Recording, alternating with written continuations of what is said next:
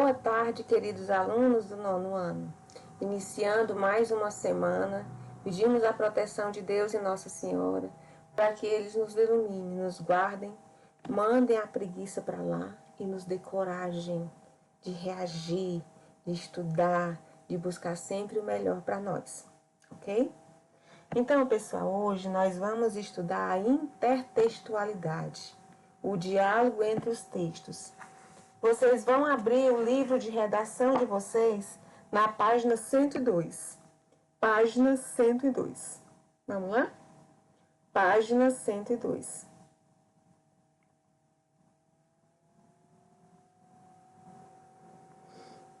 Na página 102, nós temos a intertextualidade, o diálogo entre os gêneros, entre os textos. Pessoal, mas o que é exatamente a intertextualidade?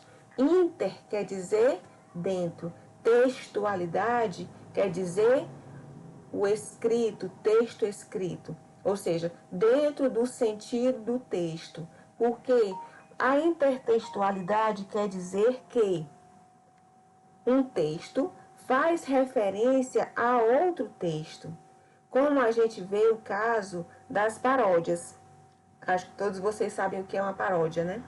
É um tipo de texto que faz referência a um outro texto, modificando, sobretudo, né, a mensagem que vai tratar esse texto, mas preservando, por exemplo, sonoridade, preservando ritmos, de modo que o leitor, ao ler esse texto parodiado, ele possa fazer uma referência ao texto original. Nós podemos ver um exemplo, né, aqui no livro de vocês, onde na questão 1 tem assim: releia esse trecho do Alto da Compadecida. João Grilo: é que o gato que eu lhe trouxe descome dinheiro. A mulher: descome dinheiro? João Grilo: descome, sim. A mulher: essa eu só acredito vendo. E João Grilo: pois vai ver, Chicó. Agora leio o texto do poema de Cordel, O Cavalo que defecava dinheiro, escrito pelo cordelista Leandro Gomes de Barros, de 1865 a 1918. Veja só o que dizia o texto. O cavalo que defecava dinheiro, de Leandro Gomes de Barros. Se for assim, meu compadre, você está muito bem. É bom guardar o segredo, não conte nada a ninguém. Me conte qual a vantagem que esse seu cavalo tem. Disse o pobre: ele está magro, só tem o osso e o couro. Porém, tratando-se dele, meu cavalo é um tesouro. Basta dizer que defeca níquel, prata, cobre e ouro. Então, existe uma ligação entre esse segundo texto, né, que é o cavalo que defecava dinheiro, é um trechinho desse poema de cordel do Leandro Gomes de Barros. Ele faz uma referência também ao primeiro texto, que é um trecho do Alto da Compadecida, do Ariano Suassuna. Percebam que os dois falam de assuntos parecidos. Então, lá na primeira questão, letra A, ao comparar os dois textos, que elementos em comum podemos observar? Justifique. Nós temos aqui dois elementos bem marcantes, certo? Bem marcantes que são comuns entre os dois textos. Identifiquem na letra A.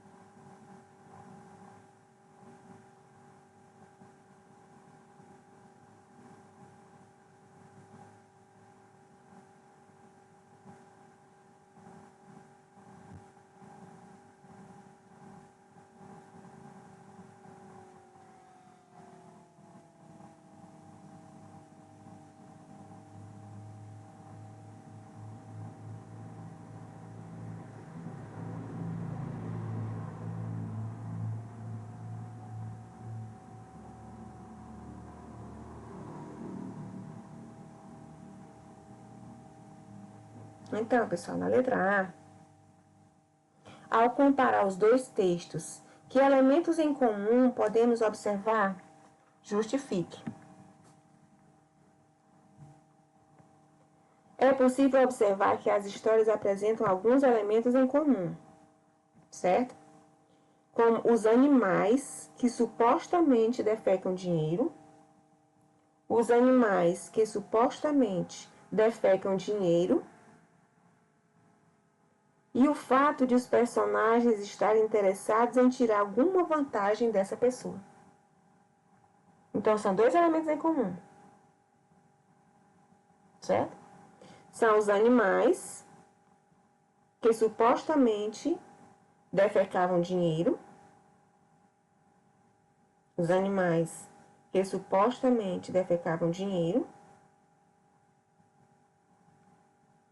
e o fato de os personagens estarem interessados em tirar algum proveito dessa pessoa. E o fato de os personagens estarem interessados em tirar algum proveito dessa pessoa. Dois elementos. Os animais que supostamente defecavam dinheiro. No primeiro, a gente tinha o gato, né? Que supostamente defecava dinheiro. E no segundo, nós tínhamos o cavalo. Então, os animais que supostamente defecavam dinheiro e os personagens estarem interessados em tirar alguma vantagem de uma outra pessoa. Na página 103, como podemos observar, os textos mantêm um diálogo entre si, visto que apresentam diversas situações e elementos em comum. Qual dessas obras foi criada primeiro? Explique como é possível identificar essa informação.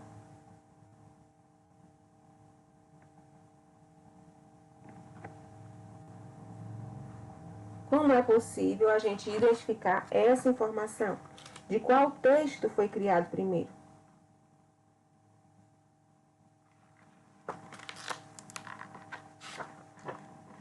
Vocês podem ver essa informação de acordo com as características do texto que vocês leram.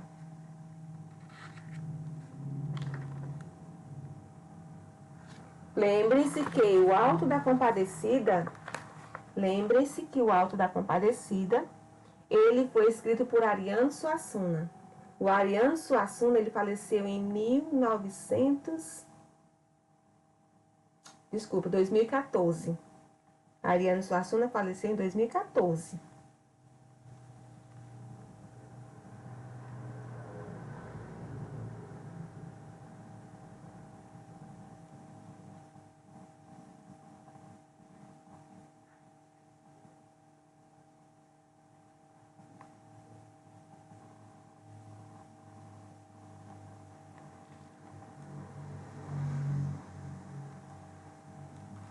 Para vocês responderem a letra B, observem as informações dos dois textos.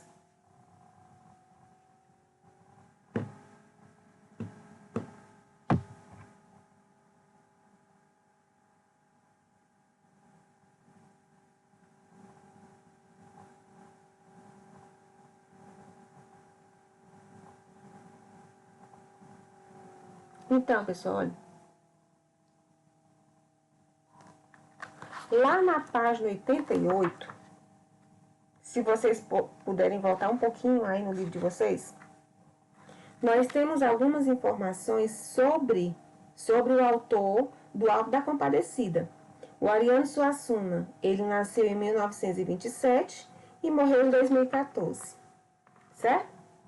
E o autor do Cavalo que Defecava Dinheiro, que é Leandro Gomes de Barros, ele nasceu em 1865 e morreu em 1918. Por aí vocês podem tirar que qual dessas obras foi escrita primeiro? Explique como é possível identificar essa informação. Então, o texto O Cavalo que Defecava Dinheiro foi escrito primeiro. O texto O Cavalo que Defecava Dinheiro foi escrito primeiro. Ponto. É possível concluir isso pelo período em que viveu o poeta Leandro Gomes de Barros. É possível concluir isso pelo período em que viveu o poeta Leandro Gomes de Barros, de 1865 a 1918, que foi bem anterior, bem antes da data em que foi criado o Alto da Compadecida, que foi em 1955. Certo? Então, pessoal, olha, o texto O Cavalo que Defecava Dinheiro foi escrito primeiro. O texto O Cavalo que Defecava Dinheiro foi escrito primeiro. É possível concluir isso pelo período em que viveu o poeta Leandro Gomes de Barros, vírgula, bem antes a data em que foi criada a peça Alto da Compadecida em 1955. Alto da Compadecida em 1955. Na segunda questão, quando um texto verbal ou não verbal, oral ou escrito, retoma elementos de um ou mais textos para produzir outros, criando um diálogo entre eles, ocorre a intertextualidade. Trata-se de um recurso muito comum e enriquecedor numa produção textual. Então, a intertextualidade nada mais é do que a ligação de ideias entre um texto e outro. Tanto faz que esse texto seja verbal, que ele seja não verbal, certo? Quer dizer que ele vá...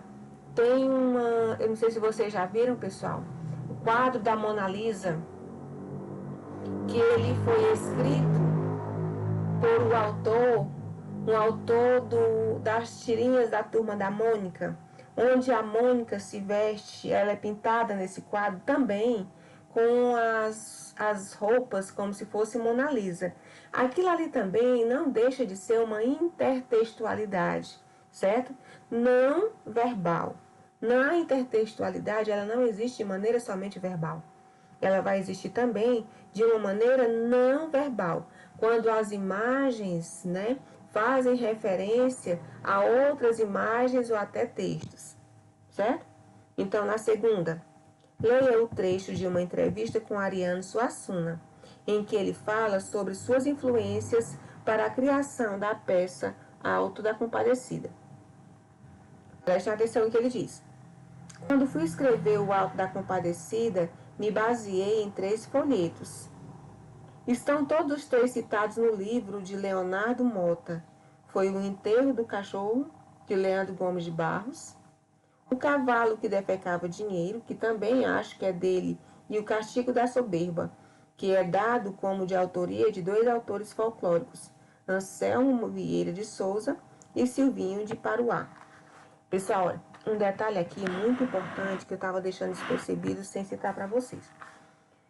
Quando um autor ele vai fazer uma referência a um outro texto para criar o seu texto, ele precisa citar no texto parodiado a obra original.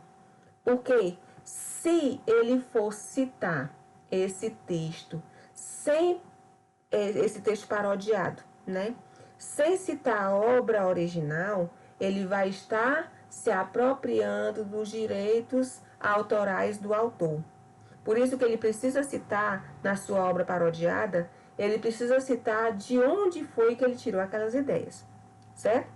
Então, no trecho da peça O Alto da Compadecida, apresentado nas páginas 89 a 93, as referências que Ariano Suassuna cita são explícitas ou implícitas? Explique.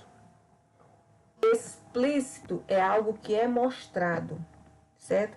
Implícito é algo que existe, mas que não está sendo mostrado.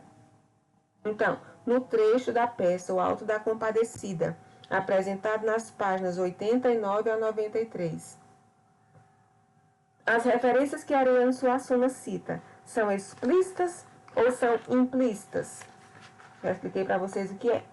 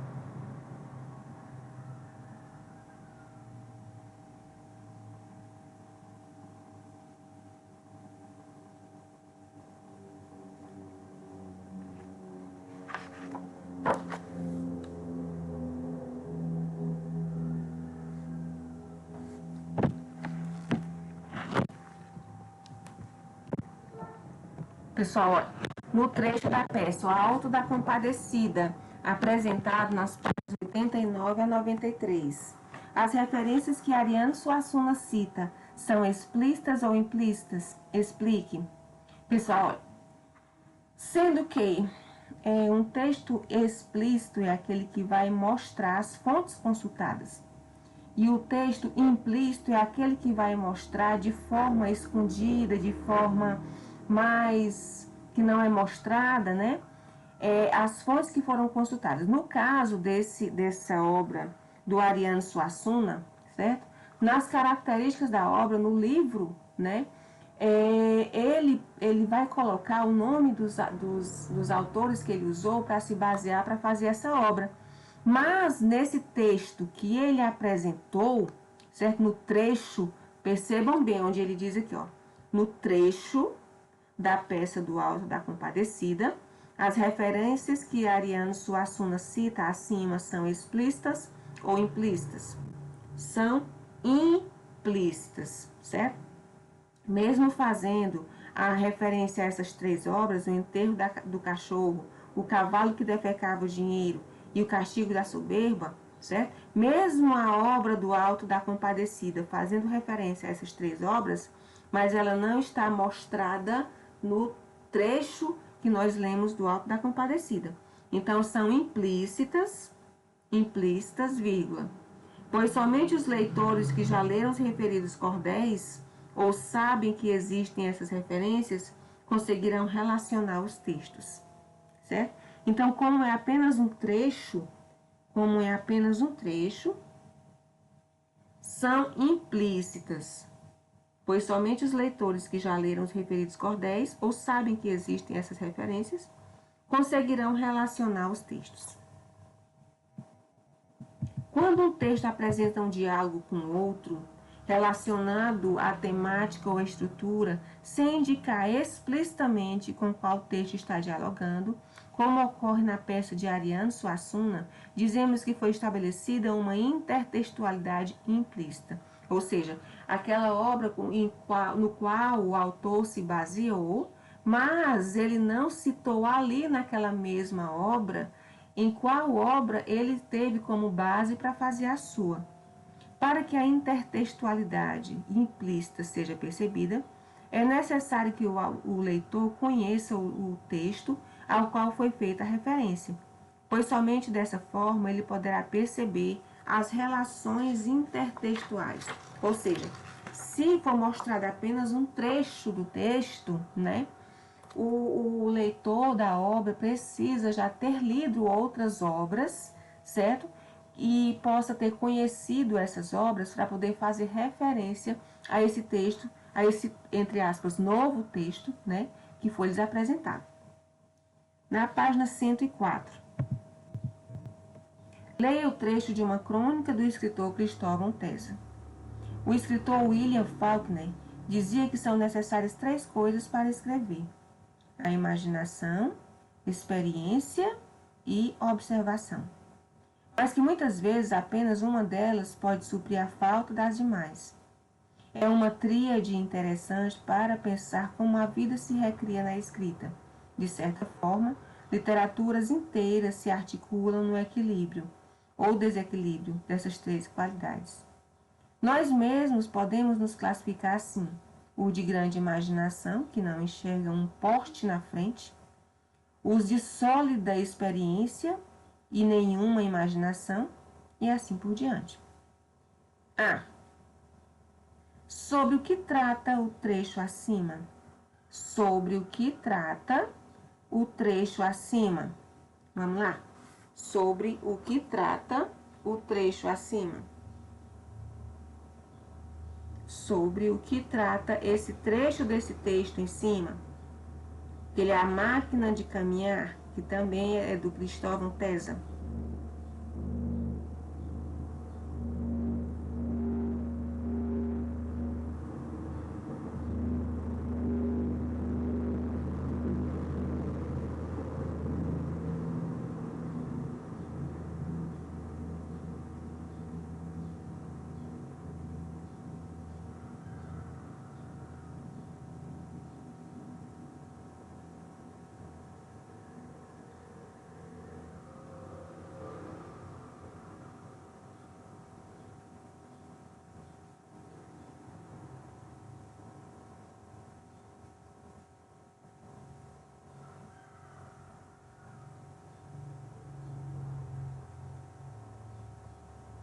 Então, pessoal, olha, sobre o que trata o trecho acima. Explique. Sobre os elementos necessários para escrever. Quais são? Imaginação, experiência e observação. Não precisa colocar isso. A resposta é sobre os elementos necessários para se escrever. Sobre os elementos necessários para se escrever.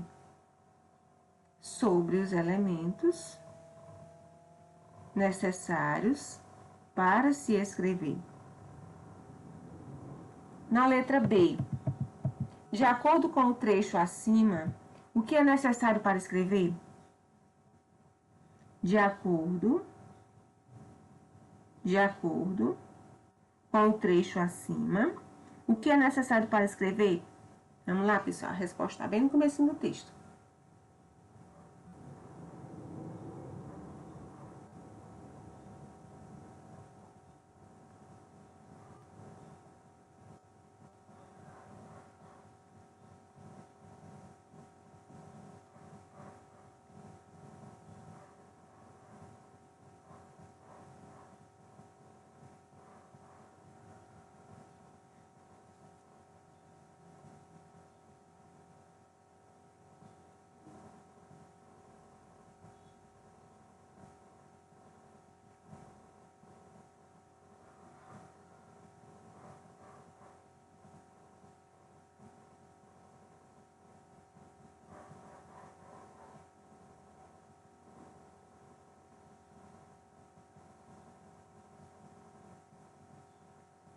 Então, de acordo com o trecho acima, o que é necessário para escrever? Imaginação, experiência e observação. Imaginação, experiência e observação. Imaginação, experiência e observação. Na letra C, que recurso Cristóvão Tesa empregou para apresentar esses elementos ao leitor? Que recursos Cristóvão Tesa empregou para apresentar esses elementos ao leitor? Que recursos Cristóvão Tesa empregou para apresentar esses elementos ao leitor? Qual foi o tipo de recurso?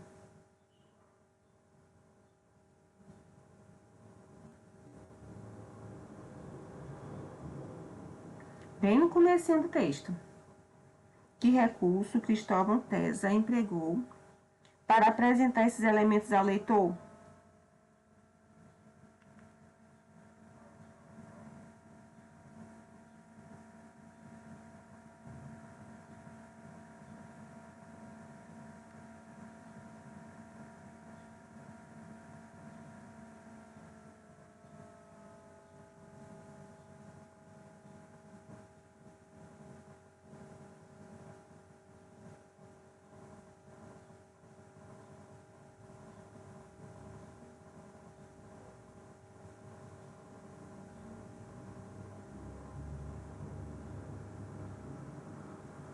Que recursos Cristóvão Tesa empregou para apresentar esses elementos ao leitor? Uma citação. Vocês sabem muito bem o que é uma citação, né, gente? Uma citação é quando você cita, fala, né, o pensamento de uma outra pessoa. Quando a citação é direta, vocês vão aprender isso lá no ensino médio. Quando a citação é direta, você vai citar tal qual está o pensamento, né, do escritor que você está citando, citando todas as palavras, colocando abaixo do seu texto, da sua frase, o nome do autor daquele pensamento. Mas quando a citação é indireta, né, você vai precisar citar o nome dele, mas você vai fazer a sua interpretação sobre o que você está citando, certo? Então, nesse caso aqui, olha, que recurso Cristóvão Tesa empregou para apresentar esses elementos ao leitor? Uma citação indireta, porque ele não citou exatamente o pensamento dele, as palavras dele, certo? Ele só citou, desculpa, ele não citou exatamente as palavras dele, mas ele citou os pensamentos do autor que o Cristóvão Tesa estava concordando. Então, uma citação indireta do escritor William Faulkner, que é responsável por esses elementos. Quais são os elementos? A imaginação, a experiência e a observação. Imaginação, experiência e observação. Então, pessoal, olha, lá embaixo. Quando um texto faz referência direta a outro, citando-o, ocorre a intertextualidade explícita. Isto é, na superfície do texto, uma vez que são fornecidos elementos que permitem identificar o texto de origem. No dia a dia, constantemente dizemos, alguém disse tal coisa. Quando fazemos isso, estamos recorrendo ao discurso de outra pessoa. Não é o nosso... Pessoal, só abrindo parênteses. Não é o nosso pensamento. Eu estou falando apenas o que falou outra pessoa. Então, isso aqui é a intertextualidade escrita ou explícita. Quando fazemos isso, estamos recorrendo ao discurso de outra pessoa, assim como nos exemplos de intertextualidade vistos nessa seção. Com isso, sabemos do que se trata a intertextualidade. Conhecemos sua definição e as diferenças entre referências explícitas e implícitas. Contudo, identificar a presença de um texto em outro texto depende muito de cada leitor, seu conhecimento de mundo e seu repertório de leitura. Portanto, ler é fundamental para o processo de compreensão e produção do sentido. Então, pessoal, para que você saiba que um texto está fazendo referência a outro, você precisa de leitura. Porque se você não ler, se você não conhecer outros textos, você não vai saber se aquele texto está fazendo referência a outro ou não. Para você vai ser um texto original.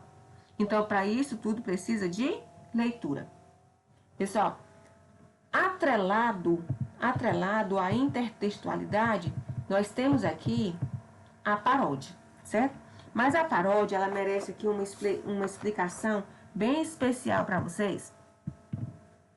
Quando eu vou dizer assim, olha, a paródia, ela é um produto da desconstrução da realidade para a sua futura ou imediata reconstrução. Que é isso? Eu estou desconstruindo um texto e eu estou reconstruindo ele de acordo com a minha realidade. E sendo um efeito de linguagem que propõe uma nova forma de olhar e ler a realidade, esse mecanismo linguístico tem sido cada vez mais incorporado nas produções literárias contemporâneas. A paródia configura textos de caráter duplo ao retomar o texto parodiado e ao inverter ou negar, geralmente trazendo à tona a lacuna, isto é, o que o outro texto deixou de dizer. Dessa forma, é imprescindível que o leitor ou o público perceba que o texto parodiado trabalha com as ruínas do texto que usa como fonte parodística. O rastro do texto original precisa emergir na superfície da parodização, pois só desta forma a paródia é concretizada no processo dialogal entre produção e recepção artística. Na contemporaneidade, pode-se pensar que os memes despontam como representantes legítimos da paródia no meio virtual. Uma vez que pelos memes, que são as imagens, os vídeos, os GIFs, os textos, entre outros, a imitação da realidade e a sua inversão, seja ela cômica ou crítica. Então, o que é a paródia dentro da intertextualidade? A paródia é quando ele vai pegar o autor, uma pessoa vai pegar um texto e em cima daquele texto, né, desconstruindo a ideia daquele texto, ele vai construir a sua própria ideia. Sendo que pode ser parodiado não só textos, né, mas figuras, gravuras, certo? Tudo isso pode ser um texto parodiado de maneira que se desconstrua, né, o significado original e passa a se reconstruir um novo significado de acordo, né, com o pensamento e com as ideias do autor. A paródia é uma releitura cômica de alguma composição literária ou musical, que frequentemente utiliza ironia e deboche. Ela geralmente é parecida com a obra original e quase sempre tem sentidos diferentes. Então, ela vai se basear em cima de uma obra, certo? Em cima de uma obra. Muitas vezes ela vai se utilizar da musicalização, quando é poema, vai se utilizar de rimas, ritmos, métrica, né? Mas com um novo sentido, né? Com uma nova reconstrução de ideias. Ou seja, ele vai desconstruir as ideias originais e em cima da criatividade do leitor, ele vai construir uma ideia nova. A paródia surge a partir de uma nova interpretação, da recriação de uma obra já existente e, em geral, consagrada. O seu objetivo é adaptar a forma original a um novo contexto, passando diferentes versões para um lado mais despojado e aproveitando o sucesso da obra original para passar um pouco de alegria. A paródia pode ter intertextualidade, que é justamente isso. Ela faz essa ligação com o texto original, mostrando muitas vezes os textos de paródia, muitas vezes eles mostram humor, mostram uma crítica em cima de um determinado texto, certo? Que vai ser desprezado as suas ideias, né? E vai ser feita uma nova reconstrução de ideias em cima do texto parodiado, como a gente vai ver daqui a pouco, tá bom? A paródia é a criação de um texto a partir de um bastante conhecido, ou seja, com base em um texto consagrado, alguém utiliza sua forma e rima para criar um novo texto cômico, irônico, humorístico, zombeteiro ou contestador, dando um novo sentido ao texto. Parte da intertextualidade, a paródia é um intertexto, ou seja, é um texto resultante de um texto origem que pode ser escrito ou oral. Essa intertextualidade também pode ocorrer em pinturas, no jornalismo, em publicidade, como eu já expliquei para vocês desde o início da aula. Então, pessoal, nós vamos pegar aqui um belo exemplo que a gente tem, né, de textos parodiados.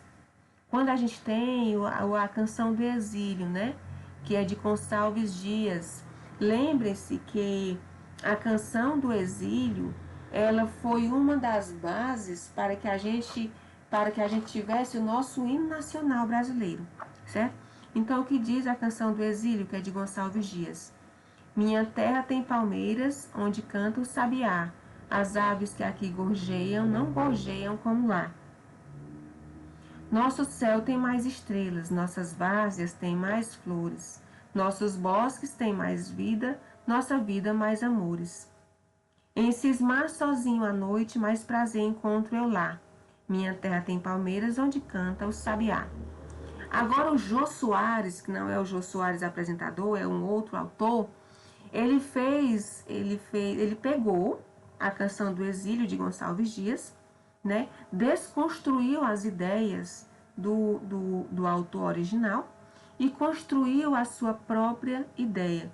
Então ele colocou esse texto com o título de Canção do Exílio às Avessas, quando ele diz assim: minha andina tem cascatas onde canta o curió. Não permita Deus que eu tenha de voltar para Maceió. O meu céu tem mais estrelas, minha várzea tem mais cores. Esse bosque reduzido deve ter custado horrores. Minha Andinda tem piscina, heliporto e tem jardim. Feito pelo Brasil's Garden, não foram pagos por mim. Em cismar sozinho à noite, sem gravata e paletó, olha aquelas cachoeiras onde canta o curió. Então, pessoal, esse texto aqui ele é bem grande, certo?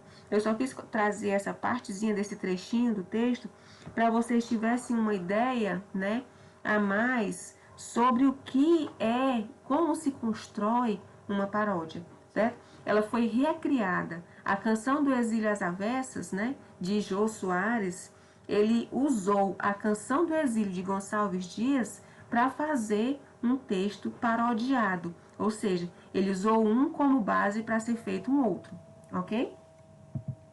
Então, a paródia, agora no livro de vocês, lá na página 105, página 105. A quarta questão. Agora observe as imagens a seguir. A tela A é de Giuseppe Arcimboldo, um pintor italiano que produziu diversas telas juntando vegetais, frutas, flores e livros para compor fisionomias humanas. A tela B é do designer Luciano Baeta e apresenta uma paródia que foi produzida para ilustrar a matéria. Elas vão, voltam e teimam em ficar, cujo tema são hábitos alimentares e doenças do futuro, da revista diversa UFMG. Observe-as. Então, no texto, na figura A, é o Verão de Arcimboldo, de 1573. E na B, Hábitos Alimentares e Doenças do Futuro, de Luciano Baeta. Foi feito em 2008, certo? Então, a paródia é um texto produzido com base em outro já conhecido e que mantém alguns dos elementos do texto original, alterando-os ou acrescentando outros, fornecendo à história geralmente um caráter cômico, humorístico. Normalmente o efeito cômico é obtido por meio da ironia ou do deboche, certo? Vocês agora vão fazer o trecho A, o item A. Identifique o elemento comum entre as telas e explique em que consiste a intertextualidade.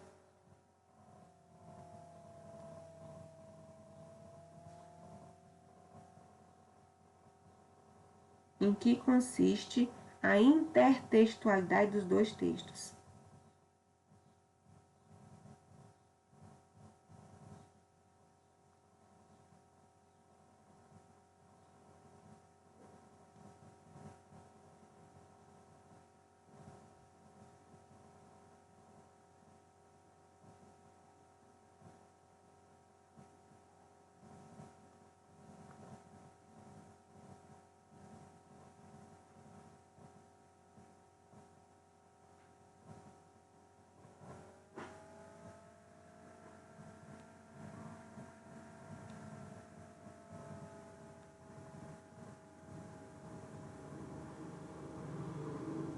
Em que vai consistir a intertextualidade dos dois textos?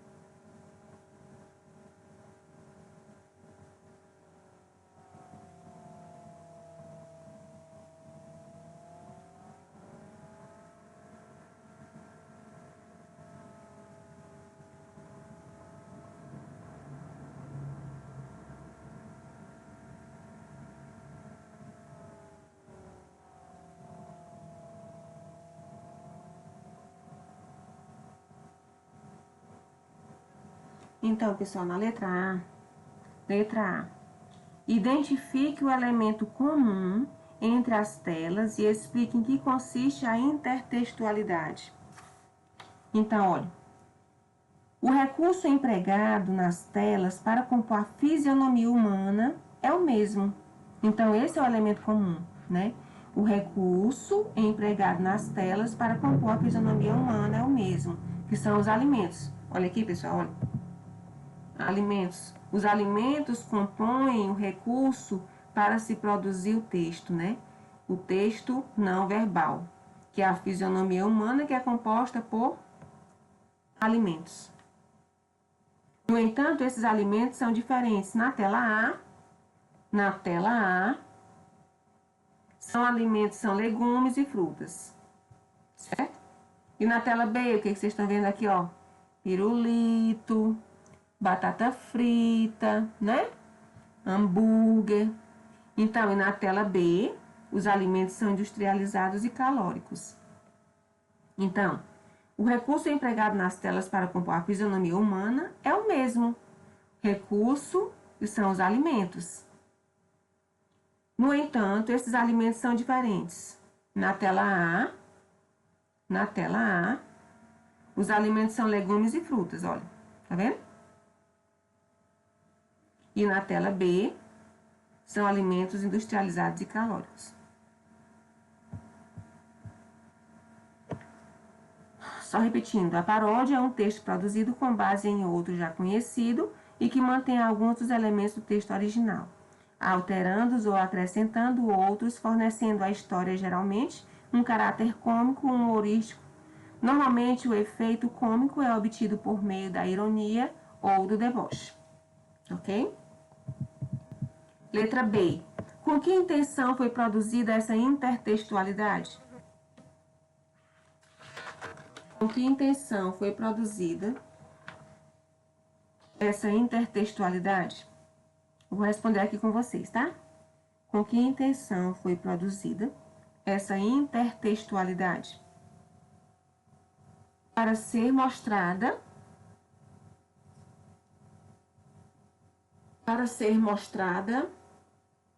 em uma matéria sobre hábitos alimentares. Vírgula, fazendo uma crítica bem-humorada sobre a alimentação nada saudável que é consumida atualmente. Para ser mostrada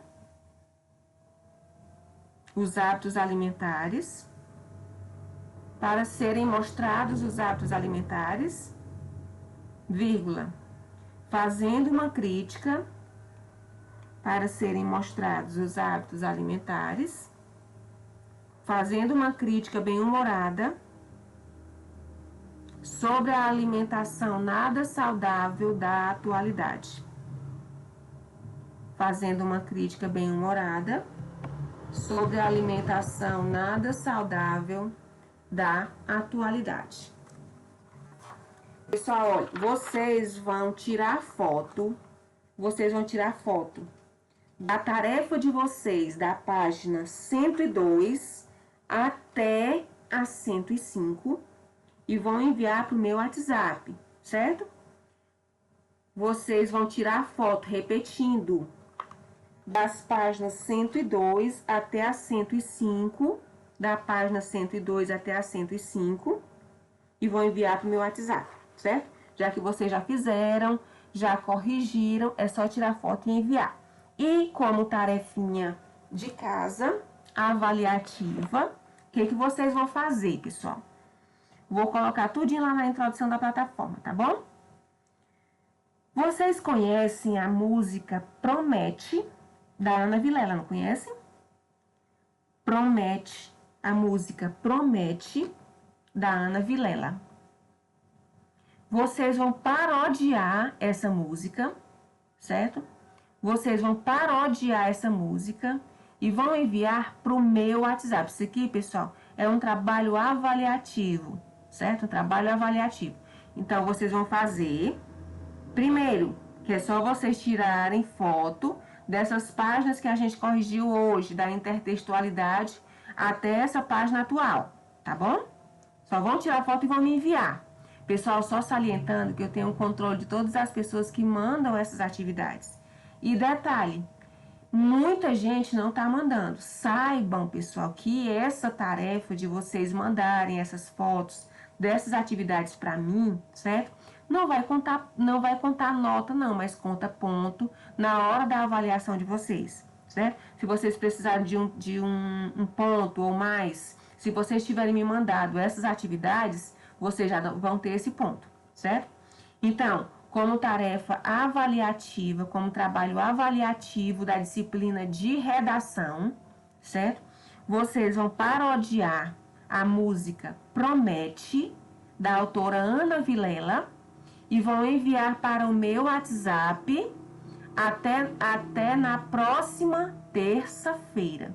Até na próxima terça-feira, dia 1º, tá bom? Até na próxima terça-feira, dia 1º. Essa vai ser a nossa primeira atividade avaliativa da disciplina de redação, tá bom? Então, pessoal, nossa aula de hoje foi só. Fiquem com Deus, que Deus proteja a cada um de nós. Tchau, tchau.